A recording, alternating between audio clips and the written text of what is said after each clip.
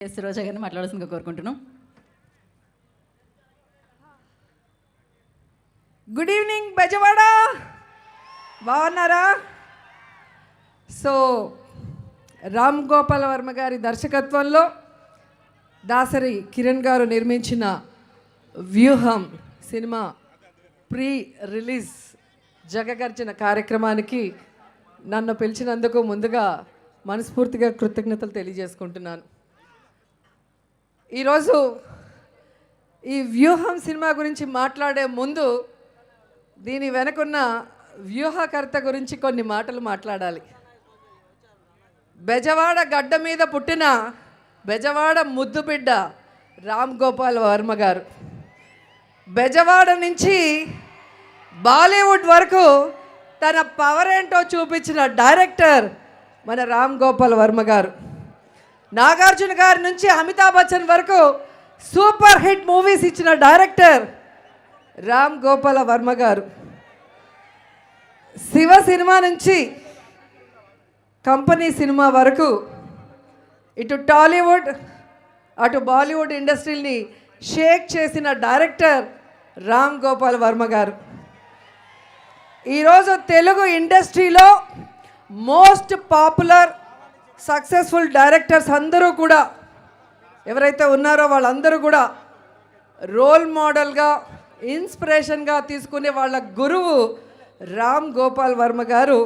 ఈ వ్యూహం సినిమాకి డైరెక్షన్ చేయటం చాలా చాలా హ్యాపీగా ఉంది. ఎందుకంటే ఎవరైనా సినిమా తీసి రిలీజ్ చేస్తేనే హిట్ అవుతుంది, కానీ రామ్ గోపాల్ వర్మ గారు సినిమా అనౌన్స్ చేస్తేనే హిట్ అవుతుంది. రామ్ గోపాల్ వర్మ గారు అంటే ఓ సెన్సేషన్ అనేది అందరికీ తెలిసిన విషయం. ఎప్పుడైతే ఈ వ్యూహం సినిమా టైటిల్ని అనౌన్స్ చేశారో సైకిల్ పార్టీకి షేక్ అయిపోయింది. ఆ వ్యూహం సినిమాకి డైరెక్టర్ ఆర్జీవి గారు అని తెలియగానే పచ్చ సైకోలకి తడిసిపోయింది. ఎప్పుడైతే ఈ వ్యూహం టీజర్ వచ్చిందో చంద్రబాబు నాయుడికి చెమటలు పట్టేశాయి. ఎప్పుడైతే వ్యూహం ట్రైలర్ వచ్చిందో లోకేష్ గాడికి వణుకు పుట్టి పరుగులు తీశాడు. అంటే ఈ సినిమా సంథింగ్ స్పెషల్ అవునా కాదా? చంద్రబాబు నాయుడి కుట్రలు కుతంత్రాలకి జగనన్న ఆలోచనలకి మధ్య జరిగిన సంఘర్షణే ఈ వ్యూహం సినిమాని ట్రైలర్ చూస్తే అర్థమవుతుంది. కానీ రామ్ గోపాల్ వర్మ గారు బ్రిలియంట్ డైరెక్టర్ అనేది ఈ ట్రైలర్లో ఒక డైలాగ్ చూస్తేనే అర్థమైపోతుంది. ట్రైలర్లో పవన్ కళ్యాణ్ని ఎప్పుడు వెన్నుపోటు పొడుద్దామని చంద్రబాబు నాయుడుని అడిగితే ఆయనకు అంత సీన్ లేదు, తనకి తానే వెన్నుపోటు పొడుచుకుంటాడు అంటారు. సో ఈ 2 monthsలో ఆంధ్రప్రదేశ్లో మారుతున్న రాజకీయాలని చూస్తే అది నిజం అనిపిస్తుంది.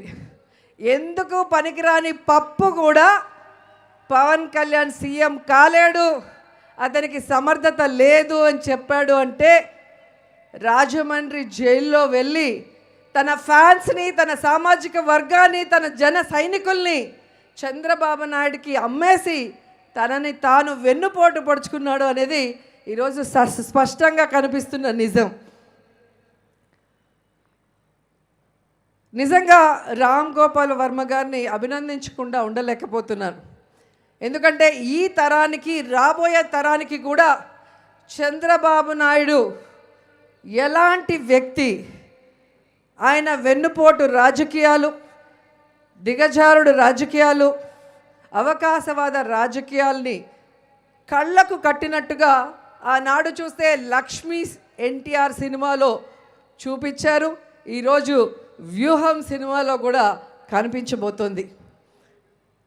వైఎస్ఆర్ గారిని లేకుండా చేశారు. ఆ తర్వాత వైఎస్ఆర్ గారి కుటుంబాన్ని లేకుండా చేయాలన్న ప్రయత్నం చేశారు. ఆ తర్వాత వైఎస్ఆర్ పార్టీ అనేదే మొగ్గలో తుంచేయాలన్న ప్రయత్నం చేశారు. చంద్రబాబు నాయుడు ఎన్ని కుట్రలు కుతంత్రాలు చేసినా మొక్కువోని ధైర్యంతో, తన కమిట్మెంట్తో జగనన్న తట్టుకొని నిలబడి ఈరోజు రాజన్న పాలనని ఈ రాష్ట్ర ప్రజలకు అందిస్తున్నారు. చంద్రబాబు నాయుడు చేసే కుట్రలకి నీతిమాలిన రాజకీయాలకి చిరునవ్వుతో సమాధానం ఇచ్చి ఈరోజు ఆంధ్రప్రదేశ్ గురించి తెలుసుకున్న వాళ్ళైనా లేదా వైఎస్ఆర్ గారి కుటుంబం గురించి తెలిసిన వాళ్ళైనా తండ్రికి తగ్గ తనయుడు అని జగనన్నని శభాష్ అంటున్నారు. కానీ నేనంటాను, స్వర్గంలో ఉన్న వైఎస్ రాజశేఖర రెడ్డి గారు గర్వపడే విధంగా తండ్రిని మించిన తనయుడు జగనన్న.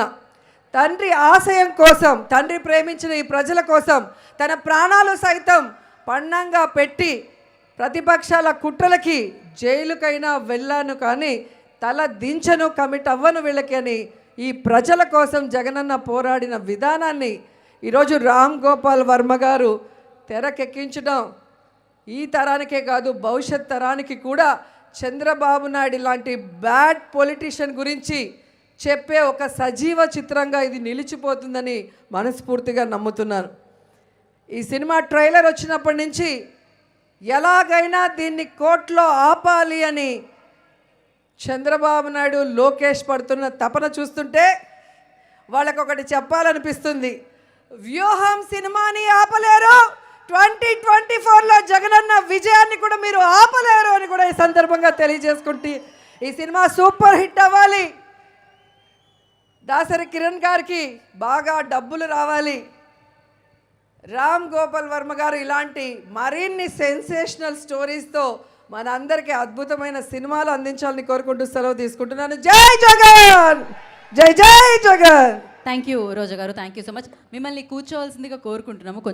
ఇంకొంచెం సమయం మీది మాకు కావాలి. And thank you so much. And ఇప్పుడు